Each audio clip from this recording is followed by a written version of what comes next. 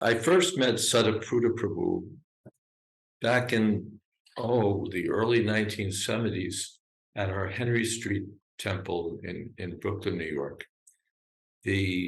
What I recall is the devotees generally would go out on Sankirtan all day. They'd be out chanting or distributing books. And I was in one room of the temple. And so I'd stay back and do that sort of work.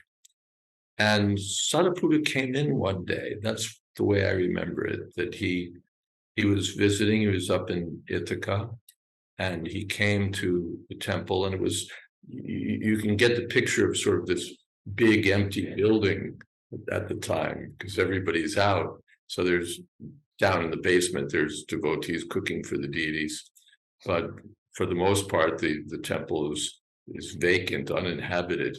So somehow or other,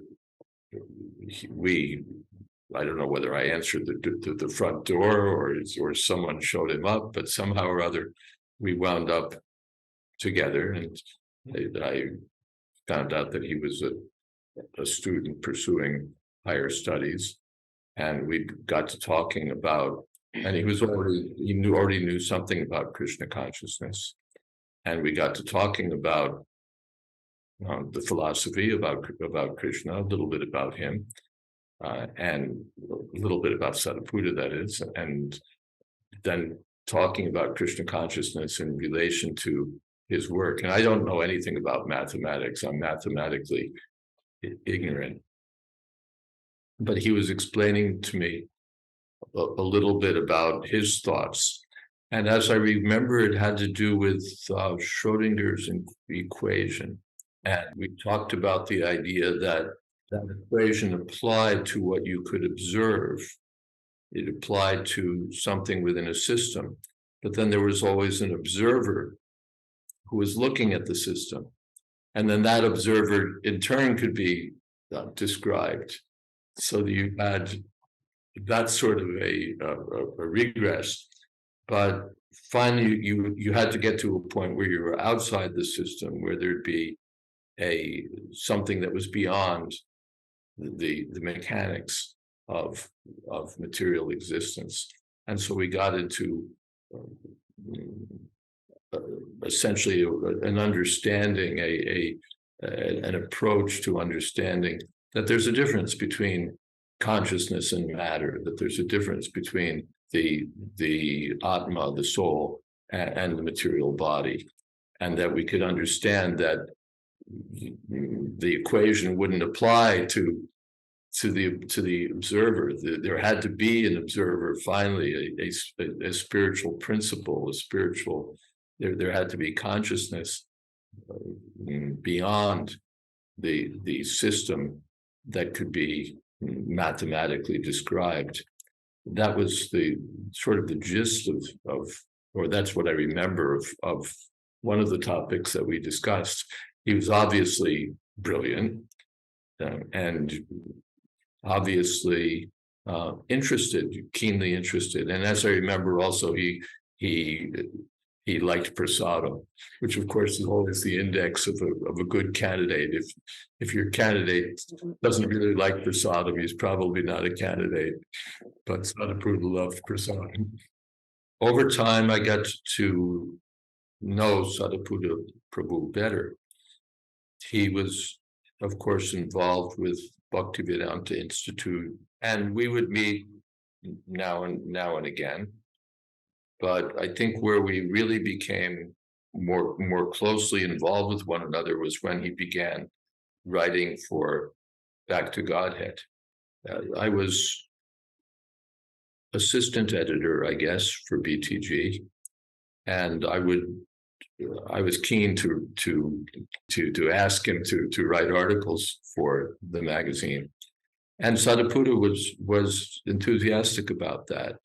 He had a gift, really, for being able to take complex ideas and make them accessible to an ordinary person. My standard for the ordinary person was myself. I figured that if I could understand what was being said, then another intelligent but ignorant person would also be able to understand it. And sometimes it would be difficult. I'd be reading through something and get stuck somewhere, and so I would approach him and ask him why, how this fits together, and then he would simplify it or explain it or expand upon it so that it became understandable. I remember there was one article had to do with cosmology, where he was explaining that the closer a body got to the plane of the Earth in its orbit, it seems to me this is what it was.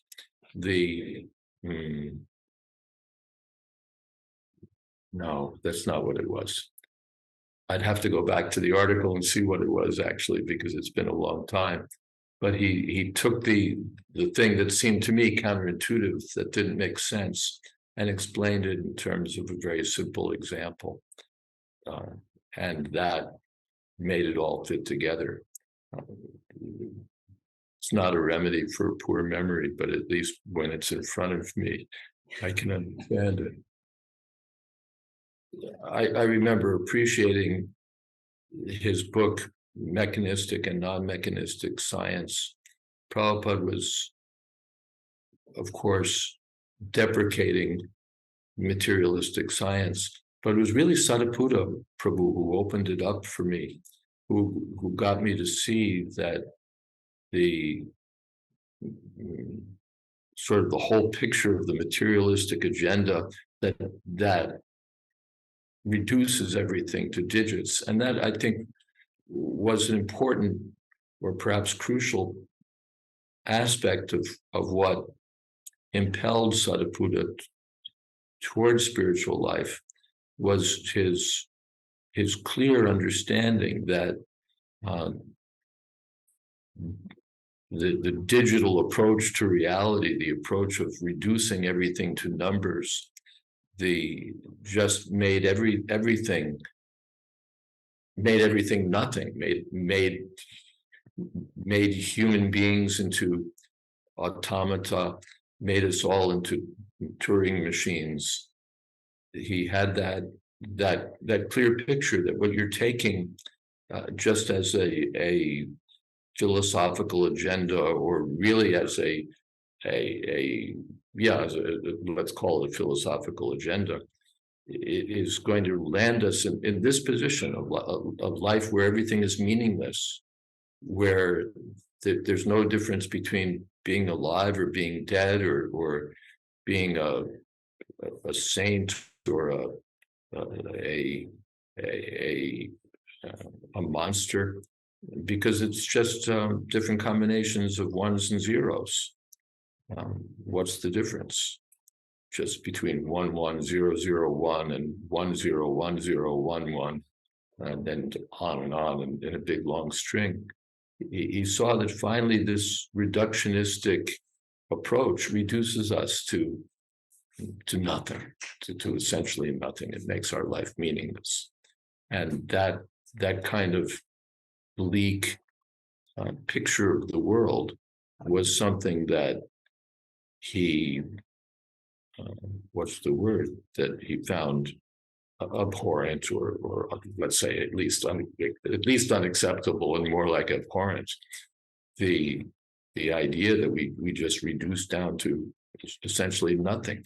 And then, why am I a student at Cornell University? Why am I writing theses? Why am I working for a big corporation? What's the meaning of any of it if it's finally just all boils down to chemistry or strings of numbers? It's all meaningless, and so why should I? So in that sense, Sadaputa went beyond being a sort of pedestrian mathematician, moving numbers around and discovering relationships between strings of numbers. He really went to the the implications of all these things. What did it all mean in terms of our life? That the really essential question is, why am I here? What is the purpose of my life? Science, he saw, is giving us an answer, and it's a terrible answer. The reductionistic worldview gives us a terrible answer. And he found that answer unacceptable and therefore went looking for better answers and found, I think we can say, better answers in the teachings of the Bhagavad Gita. Looking back on my career as an editor for BTG, I think if I had to go back and say what was the best thing that you did, I'd say it was publishing Sadaputa, because Prabhupada wanted BTG to have substance. And I remember there was a Christian newsletter. It was that I had a subscription to. Somehow I had a relationship to the editor. I forget exactly how it happened, but he used to come out with a periodical review of literature that would be of interest to Christians, Christian preachers, especially ministers and so on. And there'd sometimes be brief notices and brief discussions. It was a short newsletter. But I remember he took note of one of Sadaputa's articles on cosmology, and his comment among others was substantial. Substantial. So often what's there in BTG is spiritually valuable and so on. But in terms of offering really thoughtful articles, deep articles about Krishna's teachings, about the issues raised in Bhagavad Gita and Srimad Bhagavatam. When we turn to Sadaputa, we find a devotee deeply engaged with trying to understand these teachings in truth and relate them to the current state of what we think of as scientific knowledge. I know there's an approach that to the difference between the Bhagavatam's views and scientific views that just says, well, their senses are imperfect and they're all fools, and so that explains why they don't see it the same way Bhagavatam sees it. And of course, there's a level at which we might sign on to that view, but Sadaputa, that doesn't take you very far. There's not much you could say to any scientist other than you're a fool and you don't know what you're talking about. And that's sort of a quick way to end a discussion. There's no platform for discourse there. But Sadaputa would really go into things and explore how we could understand what the Bhagavatam was saying or what Bhagavad Gita was saying from the point of view of our scientific understanding or the view to which we might be committed as scientists or scientifically inclined people. He did that with all sorts of things. He wrote an article, the computerized Mr. Jones, in which he looked at this question of who's the observer. That same old question that we talked about, who is the observer in this system, and brought it back and back and back beyond the optic nerve, beyond the brain, then down to the chemical level, and finally down to the electrochemical level, and then beyond that, and still you don't wind up with an observer. He demonstrated that. And therefore took us to the point of having to find an observer outside of these mechanical systems. He did the same thing with inspiration. He wrote an article on inspiration, which we first published in BTG, which essentially does the same thing, looks at this phenomenon of inspiration and examples of how various creative people came up with something, and he showed how we couldn't account for it with just the machinery, with cerebral machinery. There had to be, just from a digital point of view, there was too much information for the mind to accommodate, for the brain to accommodate, and in any case, there was no process we could point to by which the brain fire off something like a spontaneous inspiration to write a symphony, and have it all, have the theme of it all present itself to you, it all worked out, as it were. Or even today, I see new things that people just hit them. Some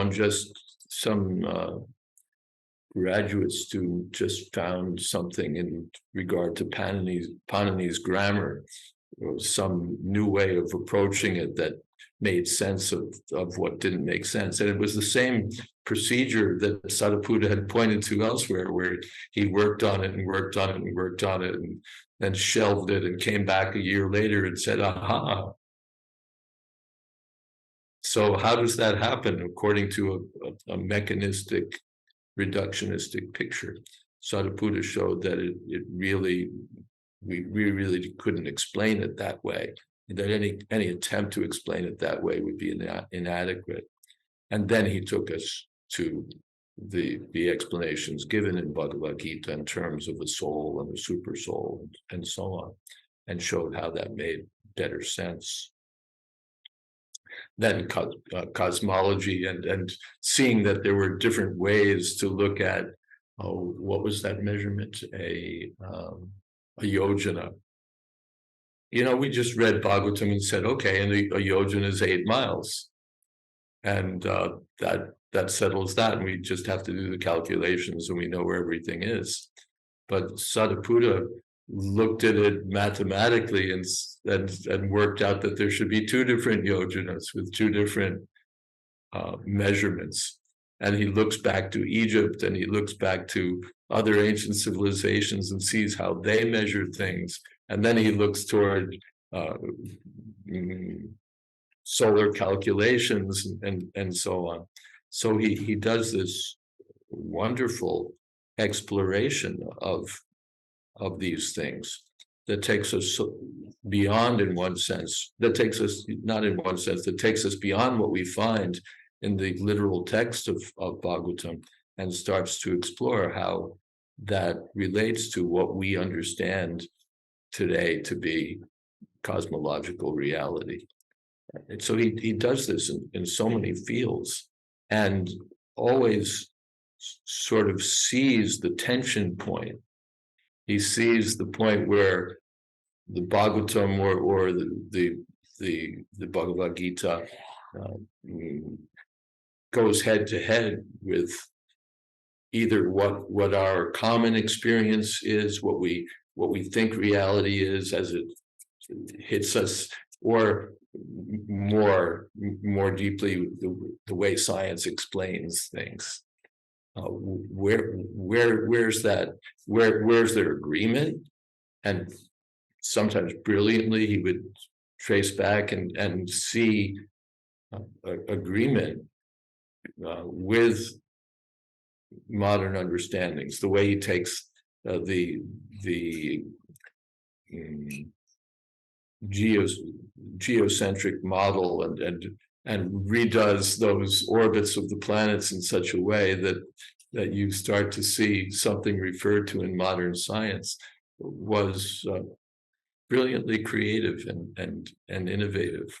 And who else would think of that but Sadaputa? And there were other things like that. Something else just came to my mind and left it. But there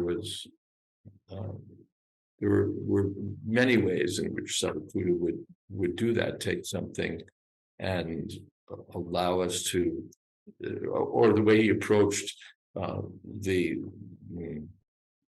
different ways of seeing what Bhumandala was, with reference to Indian paintings or medieval paintings, where you would see a past scene and a present scene together in the same painting. You'd see different points of view, different ways of viewing a scene. And so he had that. He didn't just say, well, it's modern India projected on the universe, or it's this or it's that, but he had multiple ways of seeing it, all valid. So that sort of wonderful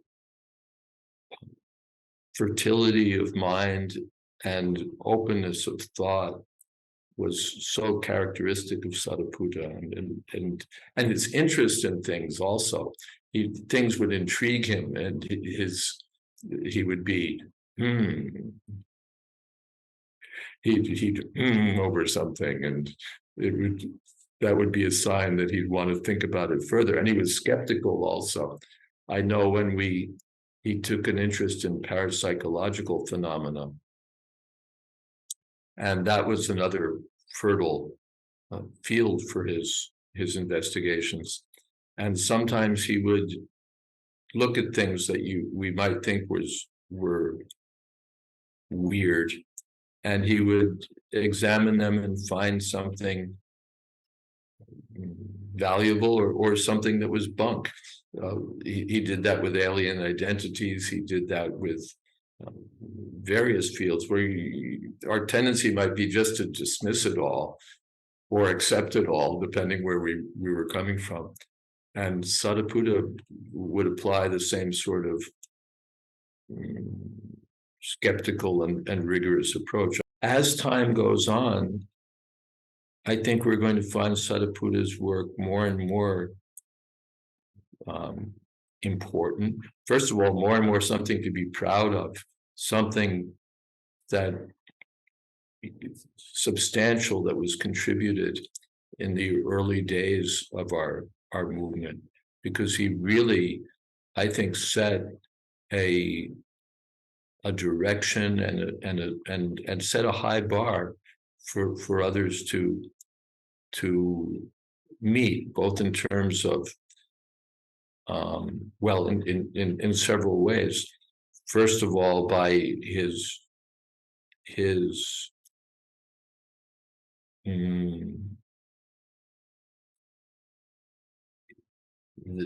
probing mind, his probing intelligence, the way he would go into things and not just accept things at face value, or the way we commonly might just say, well, okay, that's what Prabhupada said, and leave it at that. He would want to go deeper and really examine what was being said and understand more deeply what was said, sometimes consulting the original Sanskrit sources to see what Prabhupada was referring to. So that sort of probing, also his deep faith in what Prabhupada had said. It would be easy for a scientifically minded person, especially back in those days when there were not many scientists to associate with, to sort of get lost and say, yeah, but it's, I kind of like the spiritual part, but the mythology just is too much for me. To look at it with a sort of a skeptical, materialistic,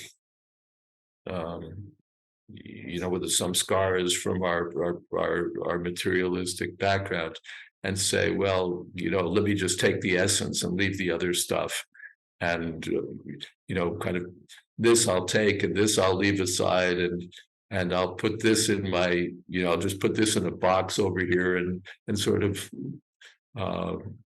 not open it so that I don't get confused or challenged, and I can go on with the, eating prasadam and chanting Hare Krishna and thinking of myself as a spirit soul, and just put things in different categories and different worlds and leave them separate.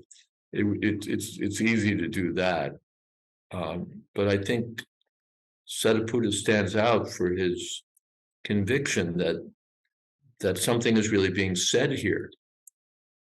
That Sukadeva Goswami has something profound to say. That what Krishna is saying in Bhagavad Gita is not just a religious doctrine or a Hindu belief or a traditional wisdom, but that there's deep substance to it. That there's deep substance to it. That is impressive. How he would go down into it and find so much that was informative, both for devotional service and for science. So that investigation, that spirit of investigation, which is really belongs to both the devotional enterprise and the scientific enterprise. The scientist is an investigator, and a philosophical devotee is also an investigator. He wants to understand how these things are true as far as he can understand. So I think that Sadaputa's the depth of his faith, the conviction that there's really something here to inform us is that's important. His skepticism is valuable.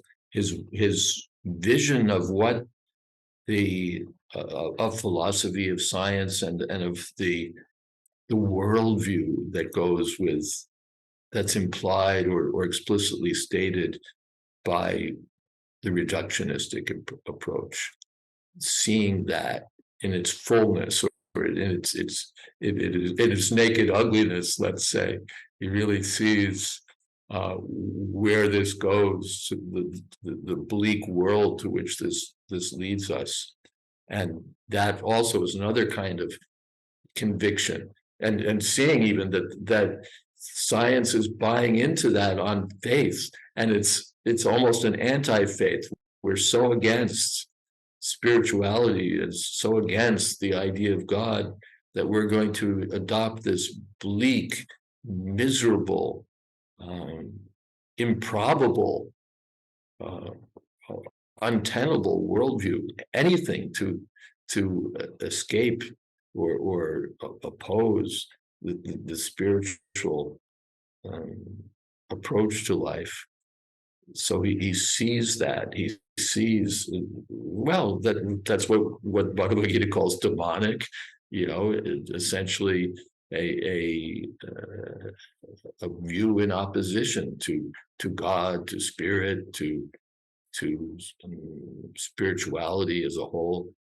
Everything gets boiled down to matter and manipulation of matter. And what does that say about our civilization? Where does that lead us as individual human beings, as nations, as a world? Where does this take us? He had a clear vision of these things.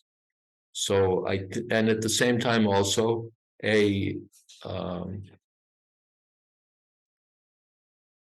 an ability to see where the talking points were, not just the points, in the sense of an elevator talk. Here are my talking points, but where the opportunities were for discourse, where were the questions that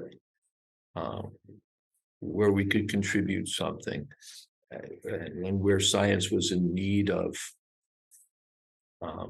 enlightenment, let's say. All of these, Sadaputa really had a good sense of, a good command, a brilliant understanding. So all of this coming in so early in our movement really is such a treasure for us. It's such a treasure, and now that we have more scientists and we have really so many people with technical training, and our IIT graduates and our postdocs in so many fields, for them to be able to look at Sadaputa's work and be informed by it and provoked by it and guided by it is so valuable. Instead of having to come in and say, well, what do I make of all this? There's this whole body of Sadaputa's writings to give us a perspective. And so for the devotees who are now in the Krishna consciousness movement, or people who are looking at the Krishna consciousness movement, even Sadaputa's work can be so valuable. A book like Mechanistic and Non-Mechanistic Science, especially, so clearly lays out where Krishna consciousness stands in relation to the modern mechanistic worldview. So that's a super valuable contribution. So I think that Sadaputa's work will be increasingly appreciated over time.